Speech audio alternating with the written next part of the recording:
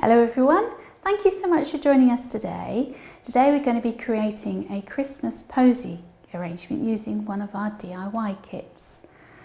So bring festive joy to your Christmas this year by creating our seasonally toned posy arrangement.